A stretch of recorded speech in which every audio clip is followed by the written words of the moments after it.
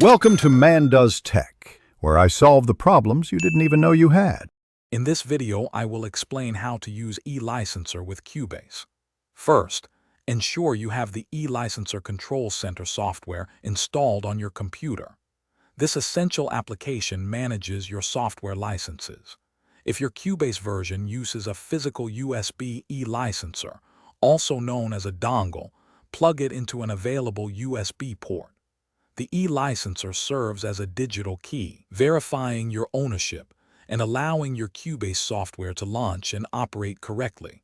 It's a crucial component for many Steinberg products. The eLicenser Control Center is your hub for managing licenses. Launch the application, and you'll see your registered licenses listed. It's a good practice to run the maintenance tasks periodically. This 6-step process helps recover soft eLicenses and updates the database, preventing potential issues. This function requires an active internet connection. Keeping the control center updated and performing these tasks helps ensure your Cubase software runs smoothly without unexpected interruptions. While new Cubase versions utilize Steinberg licensing, your existing eLicenser-based licenses for older versions remain functional. It is highly recommended to register your eLicenser, whether it's a USB key or a soft eLicenser, within your My Steinberg account. This registration is vital for accessing support and managing your products.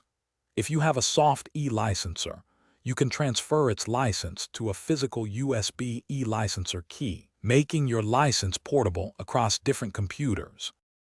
It's important to note that the eLicenser-based license management system has largely been discontinued.